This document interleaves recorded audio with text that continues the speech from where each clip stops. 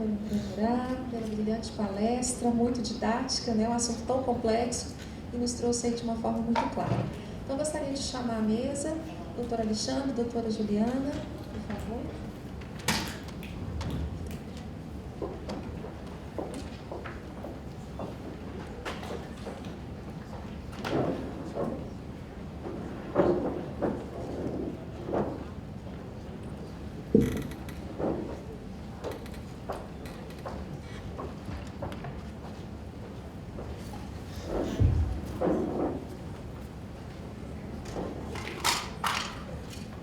Bom, gente, em função do nosso horário, infelizmente nós não poderemos estender muito a nossa discussão aqui na mesa, mas vamos aproveitar essa mesa de peso, né, com profissionais tão capacitados em cada um dos assuntos. Vamos iniciar então com, acho que o professor Augusto já tem uma pergunta, né? Na realidade, eu realmente fiquei empolgado, as aulas foram muito, muito bacanas, gostei demais, Alexandre, Juliana, doutor André. Eu conheci o doutor Elias Murato, eu era lá na faculdade de farmácia, ele sempre era homenageado lá, né? Farmacêutico, médico e, se não me engano, advogado. Eu acho que ele tinha tem certeza absoluta do advogado. Não, farmacêutico, médico e bioquímico. E jornalista. Jornalista, era jornalista. Eu lembro que tinha uma coisa na área também. Na época ele era deputado federal, então ele era sempre homenageado, né? Muito bacana. Mas assim, eu estou vendo essa coisa da genômica na oncologia, né? E eu acho que a oncologia vai puxar a genômica para toda a área de saúde, né? Transplantes, por exemplo, né? Que acaba tendo uma interface importante também.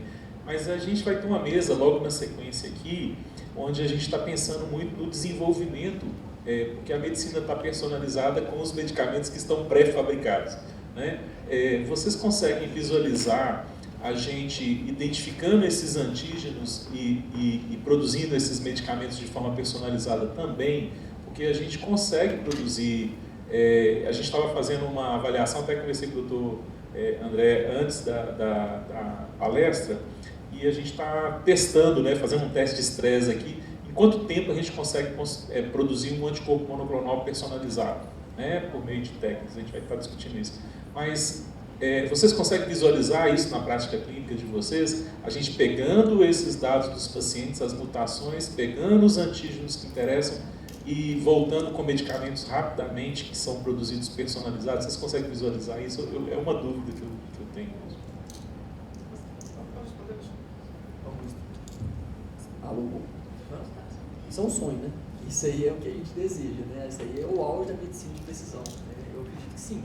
Eu acho que a gente está caminhando a largos passos, né? Tudo que a gente trouxe aqui para vocês é uma experiências práticas, mudanças de conduta no dia a dia. Mas se eu entendi bem sua pergunta, é eu ter um exame, por exemplo, de NGS, que eu vejo uma alteração e eu consigo desenvolver aquela droga. Eu acho que isso é um sonho, eu acho que é viável sim, às custas de uma celeridade nos exames. Lembra que tudo que a gente está trazendo aqui, né, gente? O professor Murá fala muito bem. Lembra que isso tem um pouco, o custo é alto, né? A gente não consegue oferecer para todo mundo, né? Infelizmente. A gente tem um exame de NGS alterado, é muito frustrante você não conseguir tratar o paciente. A judicialização é complexa, ética, a gente tem que discutir muita coisa. Então, assim, esse é o nosso sonho mesmo. Então, a gente precisa de vocês para desenvolverem isso de uma forma acessível para todo mundo, né? Agora, a medicina de precisão é a menina dos olhos, né? A gente está apaixonante, né? O Dr. Murá concluiu muito bem o ciclo de palestra aqui. Vocês imaginam a gente chegar ao ponto de rastrear, gente, o que é isso? Né? Você pega assim, a gente faz mamografia, a gente faz PSA, a gente faz colonoscopia. Você imagina você rastrear um paciente, fazendo um exame de sangue, tentando detectar DNA circulante mutado. Sensacional. Né? Bom, a gente já conversou antes, eu acho que essa é a ideia. Porque a gente é um alfaiate, né? Então hoje o alfaiate trabalha só com o teste personalizado. Mas ele acha um determinado alvo, mas as drogas não são personalizadas para aquele doente, é personalizado para todo mundo. Então, o Alexandre falou muito bem isso, acho que a Juliana falou um pouquinho também, eu complementei. A ideia não é ela não é tão lógica assim, não existe só bonitinho, uma mutação, uma alteração do receptor, uma via, uma cascata, uma proteína, não. Elas são múltiplas. E a gente já tem condição de detectar essas vias ao mesmo tempo. Por que não desenvolver um anticorpo, por exemplo, que pegue mais de um receptor ao mesmo tempo? Porque, na realidade, essas drogas partem do pressuposto que só tem um receptor alterado. Na realidade, não tem. Então, eu acho que esses conjugados, eles podem ser, vamos dizer, múltiplos e abordar ao mesmo tempo mais de uma via. Acho que você está perfeito. Esse eu acho que é o nosso futuro. Uma segunda pergunta que me ocorre com a questão da biópsia líquida, que é um tema que eu só tive contato muito recentemente, eu nem sabia que existia, né? E ela me levanta uma questão, se a biópsia líquida também não pode demonstrar, acho que quando você falou de um dos casos clínicos, me levantou mais ainda a pulga se isso não é verdade. Se não há uma interação ou uma relação entre o efeito positivo do tratamento, sim, eu faço uma quimioterapia, um anticorpo monoclonal ou um NIB, eu vou provocar lise celular, mas com isso eu vou provocar o extravasamento de material genético daquela célula tumoral no sangue. Esse material genético no sangue não pode se recombinar por algum motivo em outra parte do corpo e ele mesmo provocar. Quer dizer, o fato de matar o câncer, de provocar lise, a biópsia líquida também não pode indicar isso? Posso te responder, esse é meu dia a dia, pode. Tanto é que a gente não colhe biópsia líquida após o tratamento que a gente julga que seja efetivo. Então você tem que passar o período teórico em que aquele medicamento exerceu a sua função. Por quê? Porque qual é a origem do DNA que a gente sequencia? É o DNA da apoptose, da necrose, exatamente isso. É ele que é estudado, porque ele extravasa do citoplasma e vai para a circulação e a gente capta. Então, sim, a resposta é sim, você tem que saber. Até o dia de colher a biópsia líquida, você tem que orientar o paciente, concordo plenamente com você. Agora, isso é menos complicado quando o paciente está progredindo, porque você parte do pressuposto que o tratamento não está fazendo efeito. Então, você está tratando, por exemplo, você achou uma mutação do EGFR, uma deleção do exon 19, está dando osimertinib, o paciente está indo super bem. Aí, de repente, o paciente progride. Então, você pode até colher no dia seguinte, mas o DNA que você colher vai ter uma mutação de resistência. Por exemplo, a C797S, por exemplo. Essa, em qualquer situação com necrose ou sem necrose, ela vai estar presente. Então, já não atrapalha tanto. Agora, quando você vai avaliar a resposta, aí sim, você tem que fazer a coleta longe do período de tratamento. Passar aqui para mais alguém, não for monopolizar o microfone. Não.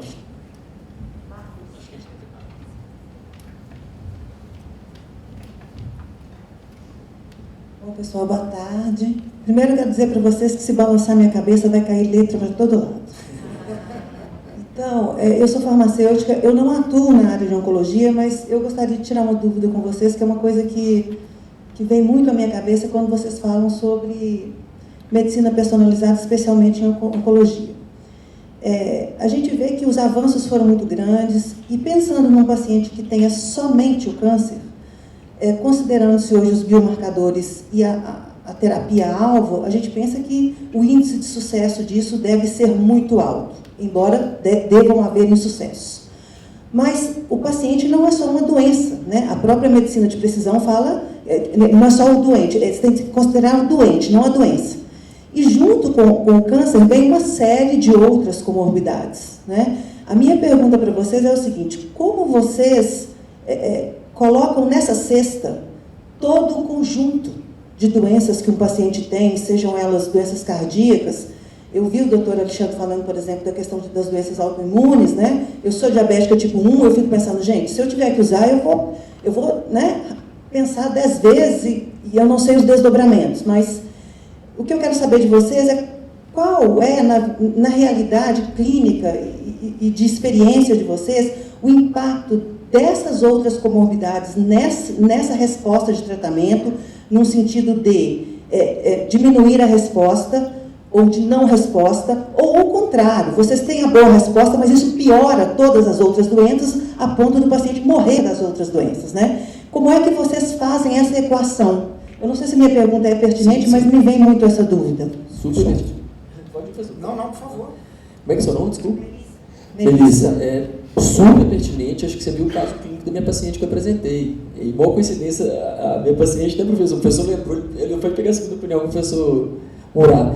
É isso, né? Você vê assim, o tratamento, a medicina, a oncologia é um desafio, porque a doença é grave e o tratamento muitas vezes também. Esse tempero, essa balança é a arte, né? A arte da medicina. Eu falo que o bom oncologista é aquele que sabe sequenciar um bom tratamento e sabe respeitar a particularidade do seu paciente.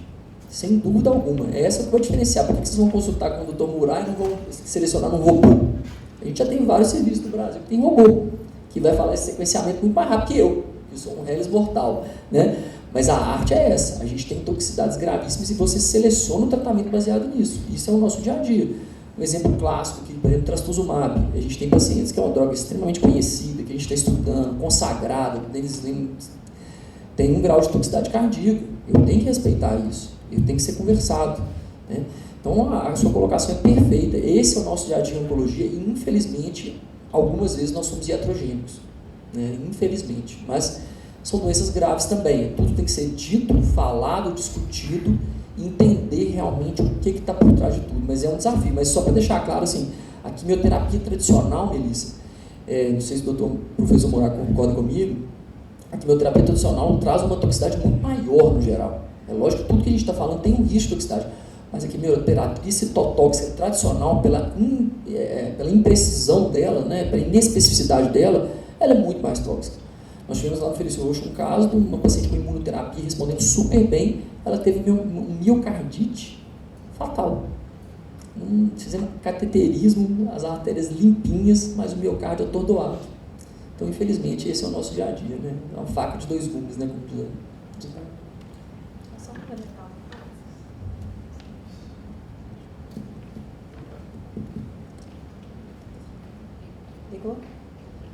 Não, só para complementar, eu acho que essa é uma realidade mesmo, né?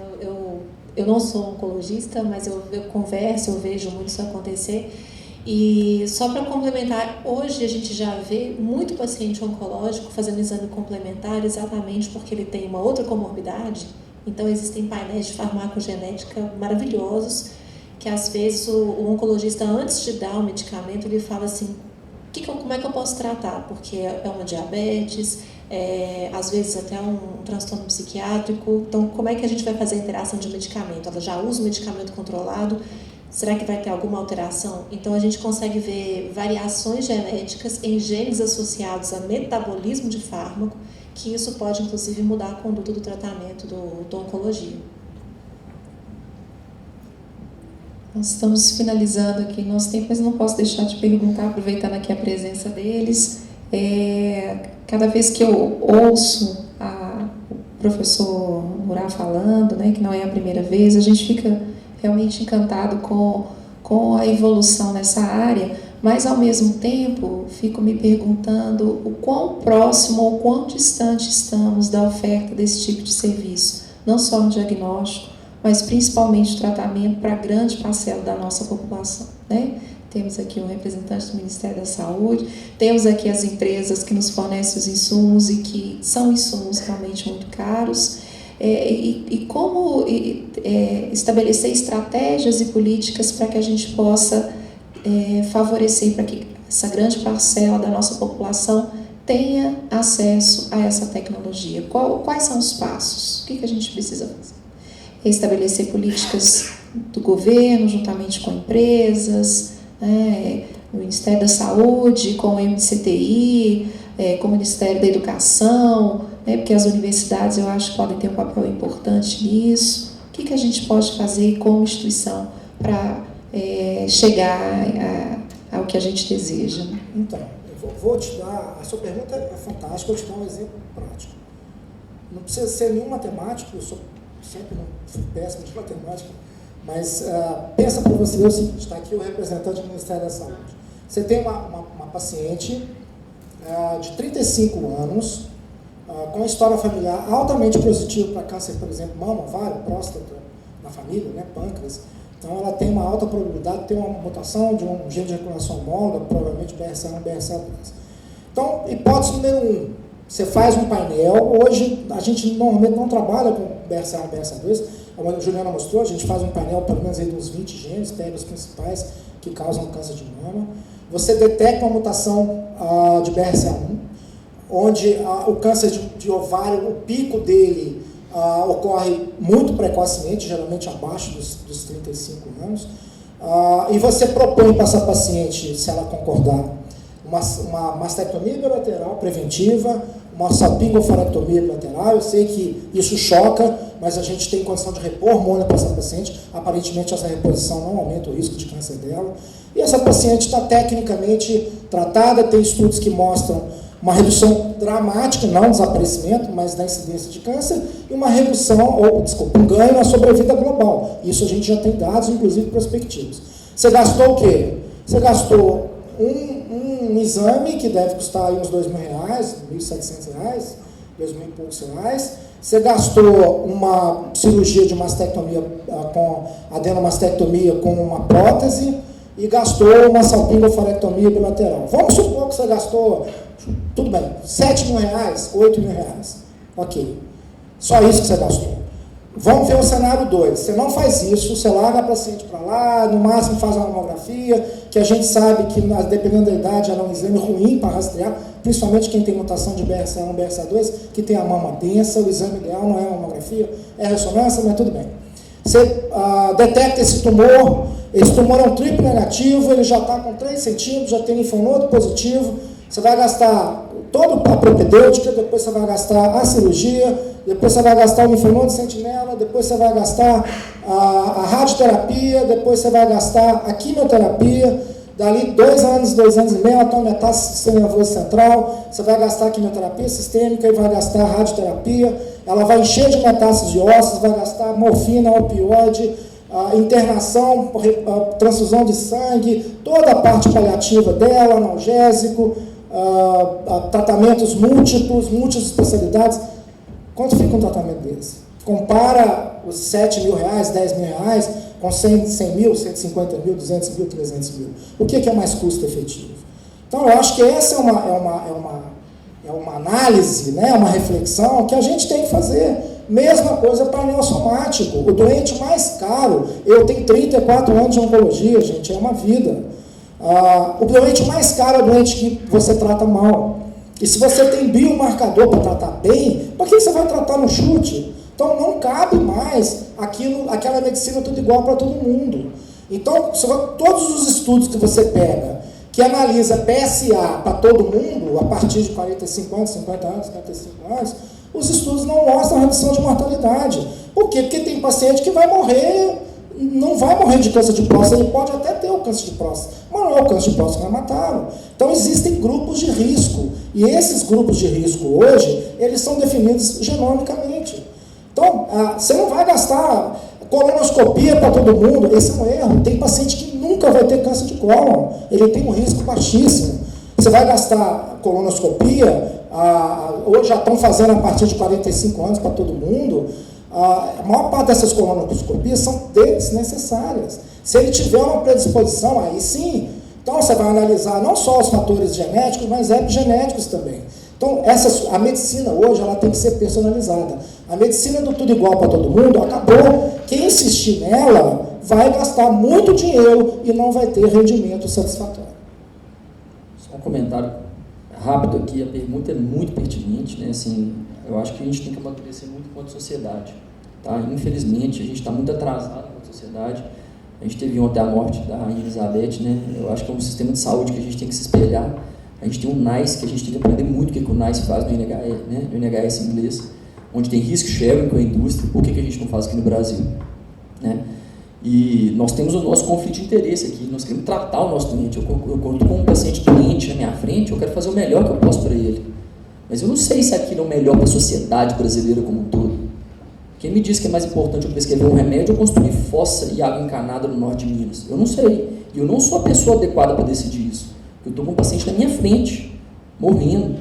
Então a gente tem que amadurecer muito. A gente tem que criar formas da sociedade se organizar, na minha opinião. Pessoas experts para darem opinião, ver a questão de custo da saúde, está demais, né? Os custos de medicamentos estão muito altos, a conta não está fechando. Não adianta a gente espelhar um mundo ideal, né? Aquele famoso ditado, o bom é inimigo do ótimo. A gente tem que fazer uma medicina de qualidade, mas primeira coisa, a gente tem que amadurecer enquanto sociedade, sentar numa mesa todo mundo, indústria, pesquisa, médico assistente, comissões de pacientes, aí sim a gente vai chegar num lugar comum. A gente tem que aprender muito com os ingleses nesse aspecto. Não é a medicina também que tem que acelerar todo aspecto, a gente tem que pensar enquanto sociedade, tá? Na minha opinião.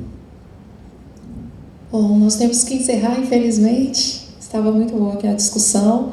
Mais uma vez gostaria de agradecer a doutora Alexandre, a doutora Juliana e o doutor André Murat pela brilhante participação aqui no nosso evento. Espero que seja o primeiro de muitos, já de antemão convidando para as próximas edições.